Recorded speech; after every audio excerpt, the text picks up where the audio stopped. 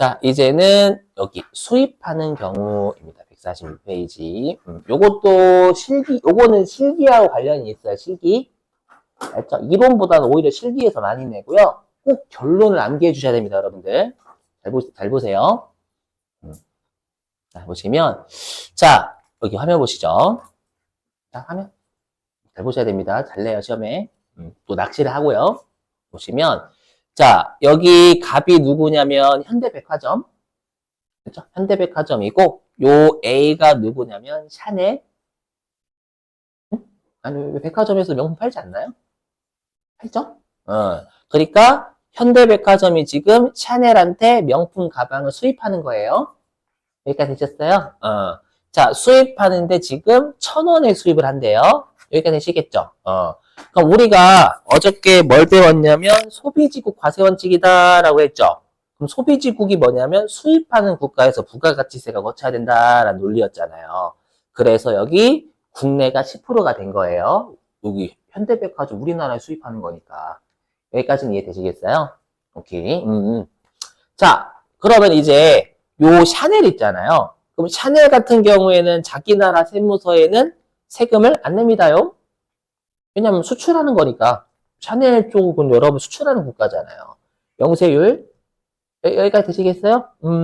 자, 그리고 그러면 샤넬은 지금 현대백화점한테 샤넬 가방 1,000원에 팔잖아요. 그럼 1,000원에 파니까 원칙대로라면 우리가 샤넬이 얼마를 걷어야 돼? 현대백화점한테. 1,000원만? 아니죠. 1,100원 걷어야지. 왜냐하면 부가가치세는 판매자가 구매자한테 받아서 내야 되는 거잖아요. 맞죠? 그렇기 때문에 우리가 샤넬이 공급자고 우리가 실제로 이름은 공급자, 공급받는 자라고 불러요. 실제로는요. 샤넬이 공급자고 현대백화점이 공급받는 자란 말이에요. 항상 부가가치세는 공급자가 공급받는 자한테 걷어야 되는 거예요. 그래서 납부해야 됩니다. 여기까지 되시겠어요? 그러면 현실적으로는 샤넬이 현대백화점한테 샤넬 가방을 1,000원에 팔 때 1,000원은 자기가 먹고요. 먹고 부가가치세, 즉 매출세액 100원을 어디다 내줘야 돼요? 자기 나라에? 아니 우리나라에 내야 되잖아요. 소비지국 과세원칙이니까. 맞죠? 낼까요? 안 낼까요? 샤넬한테. 자, 프랑스 맞나? 아무튼 샤넬한테 영어로 샬라샬라 했어. 세금 내라고 한 거야. 그 어떤 뭐가 날라와요? FUCK. 쌍욕 날라온다라는 거. 다른 나라에서 세금 내주세요. 세금 내세요. 라고 하면 낼게요. 라고 할 수도 있지만 100% 낸다는 보장이 없다라는 거예요.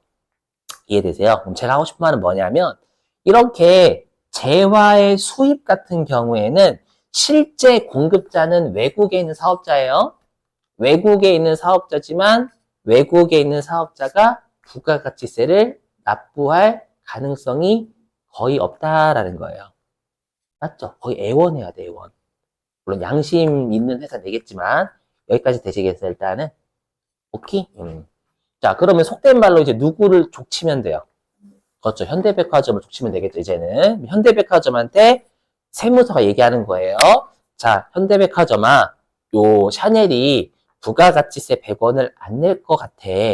그래서 현대백화점 네가 요 샤넬한테는 1,000원만 주고 나머지 100원은 세무서에 갖다 내 주겠니? 라고 해야 되겠죠? 그러면 현대백화점이 뭐라고 해요? 싫어요. 저도 왜요? 원래 얘가 내야 되는데 제가 왜 내요? 싫어요. 그러면 이제 문제가 생기잖아요. 분명히 우리나라에서 부가가치세가 고쳐야 되는데 맞죠? 고쳐야 되는데 지금 샤넬도 안 내고 현대백화점도 안 내잖아요. 맞죠? 아니 반드시 낸다는 보장이 없다는 얘기예요, 여러분들.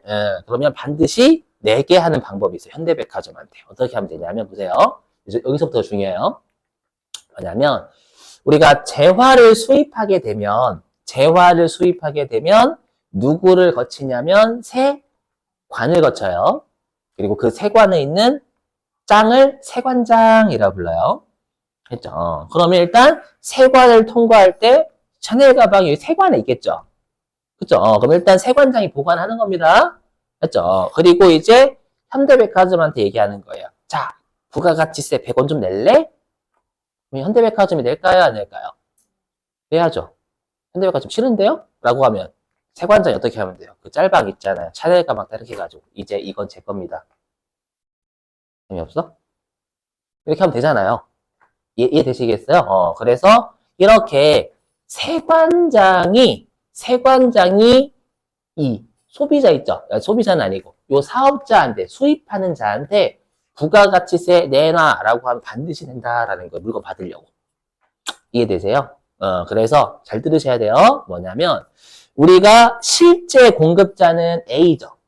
실제 공급자는 샤넬이잖아요. 맞죠? 근데 샤넬이 우리나라 세무서에 부가가치세를 낸다는 보장이 없었죠. 그래서 재화의 수입은 어떻게 표현하냐면 이 세관장을 가상의 공급자라고 한대요. 가상의. 실제 공급자는 샤넬이지만 안 낼 거니까. 확실하게 낸다는 보장이 없으니까. 그래서 세관장을 가상의 공급자로 봐요. 공급자로 봐서 세관장이 현대백화점한테 1,000원에 판매한 것으로 봐요. 그럼 이 1,000원도 가상의 공급가액인 거예요. 가상은 뭐야? 사이버인가? 생각하지 마시고. 알겠죠? 그래서 세관장이 갑한테 세금 계산서 1,000원을 끊어줘요. 알겠죠? 1,000원을 끊어줄 때 그럼 갑은 세관장한테 1,100을 내요? 100원만 내요? 100원만. 100원만. 샤넬은 어떻게 해? 샤넬은 뭐 먹고 살아? 세관장이 이 1,100원 다 줄래? 내가 먹게. 그럼 샤넬은 전 뭐 먹어요? 닥쳐 이 새끼야. 이렇게 되는 거 아니잖아. 뭐냐면 1,000원은 일단 물건의 판매가는 얘가 먹긴 해. 먹는데 부가가치세 안 내잖아요. 우리나라에 부가세 넣어야 되는데. 그러다 보니까 세관장을 단지 상상 속에 가상의 공급자로 봐서 세관장이 이 부가가치세 100원을 걷기 위한 가상의 공급가액이에요. 이해되세요? 그래서 나중에 여러분들이 수입 쪽에 1,000원을 입력해야 되거든요? 1,000원을 입력하는데 갑자기 뜬금없이 금액은 100원만 걸어, 컴퓨터가. 그게 안 이상하셔야 된다라는 거예요. 왜냐면 컴퓨터가 이 1,000원을 수입을 걸면 세관장의 상상 속의 매출액이라는 걸 판단을 해야 지가 알아서. 해서 100원만 잡아요. 그럼 세관장이 받아가는 100원만 받아가거든요. 하이오키? 왜냐하면 보세요. 우리가 나중에 이제 판매자하고 구매자를 걸어야 되거든요. 그럼 왠지 여러분들 A를 걸어요. A가 판매자니까. 아니다라는 거예요. 왜냐하면 수입할 때는 갑은 부가가치세와 관련된 판매자는 세관장이지 A가 아닌 거예요. 부가가치세와 관련된 판매자예요. 그래서 조심해야 돼. 시험에 낚시를 파는단 말이에요. 어떻게 되냐면 이번에 A한테 매입했는데 세관장한테 수입세금 계산서를 받았다라고 출제하는 거예요. 그럼 여러분들 A를 건다라는 건 큰일 나요. 그럼 점수가 빵점이야. 알죠? 왜냐면 부가가치세와 관련된 공급자는 세관장이잖아요. 부가가치세가 움직이는 건 세관장이잖아요. 여러분들. 아셨죠? 조심해야 돼요, 여러분들. 자, 그럼 질문. 이것도 중요합니다. 그러면 갑은 매입세를 부담한 거죠, 100원. 세관장한테. 그러면 매입세 공제될까요, 안 될까요? 이것도 개정 과목 중요해서 그래요. 될까요, 안 될까요? 일단 100원 내고요. 세관장하고 세무서장은 공무원이니까. 낼까요, 안 낼까요? 낼까요, 안 낼까요? 죄송합니다. 매입세 공제 될까요, 안 될까요? 돼요. 입부 사업자라면 됩니다. 만약에 소비자면 안 되는 거고. 근데 우리 시험은 얘가 법인이니까 사업자이기 때문에 된단 말이에요. 그럼 여러분 이 생각하실 거예요. 왜 돼요?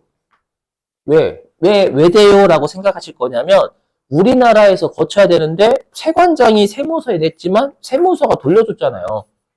돌려줬으면 우리나라에서 안 거친 꼴이잖아. 맞죠? 근데 항상 우리 부가가치세 전적으로 누가 낸다고요? 소비자가 돼요. 즉 현대백화점이 소비자한테 팔았을 때 거쳐요. 팔면 현대백화점은 세무서에 매출한 금액의 10% 갖다 내고 소비자는 공제 못 받고. 이해되세요? 그래서 여기에 소비자한테 팔 때 징수가 된다라는 거예요. 이 생략? 맞죠? 그럼 이 개정 과목은 뭐로 잡힐까요? 매입세 공제니까. 만약에 원재료 매입하면 이거 원재료 아니에요, 이거? 왜 아니에요? 매입세 공제잖아, 이거. 우리 매입세 공제될 때 개정과 뭐 쓴대요? 어저께. 부가세? 대급금 나오는 거 당연한 거, 이거? 응? 아니, 요 100원이 매입세 공제가 된다며요. 되니까 부가세 대금급을 잡는다고 컴퓨터가. 근데 가끔씩 원재료를 고치시는, 계정권 고치는 분들이 계신다고요. 원재료 샀다라고 하니까. 큰일 나요. 우리 어제 그랬잖아. 매입세 공제되면 그거 부가세 대금 쓴다고. 알았죠? 원재료는 1,000원이지. 내가 1,100원 줬지만 1,000원은 원재료 산 건 맞지만 100원은 매입세 공제 되잖아요. 이거 부가세 대금이란 말이에요. 왜요? 미칠 것 같아요? 응? 왜? 근데 됐죠? 됐죠? 그래서 여기, 자, 중요해. 이거 결론 이거 외우신다. 그래서 우리가 나중에 내일, 아마 오늘은 3교시 때는 그 어떻게 입력하는지만 설명하고 끝날 것 같아요. 어떻게 입력하는지만. 그래서 뭐냐면, 우리가 아무튼 좀 이따 3교시 하든, 내일 1교시 바로 하든, 이때 할 때 우리가 수입이라는 유형을 거네. 수입이라는 유형을 걸 때요. 부가가치세와 관련되어 있는 공급자는 세관장이 있는 세관이다라는 거예요. 즉 뭐냐면 실제 판매자를 입력하면 지읒된다라는 겁니다. 되세요? 가장 더럽게 내면 A랑 세관장이 있는 세관을 같이 줘버려요. 그럼 여러분 자꾸 A를 거신다고요. 큰일 난다. 아시죠? 안 되면 암기가 있잖아요. 암기하시면 안 돼, 이거. 알죠? 이해하시고. 자, 됐습니다. 자, 우리 10분 쉬었다가요. 자, 갑자기 151페이지 넘어가는 건 아까도 계속 강조드렸지만, 네, 우리 실기와 관련된 이론부터 먼저 하려고 그래요. 자, 쉬시죠. 좀스럽지만 9시 2분에 시작. 9시 2분.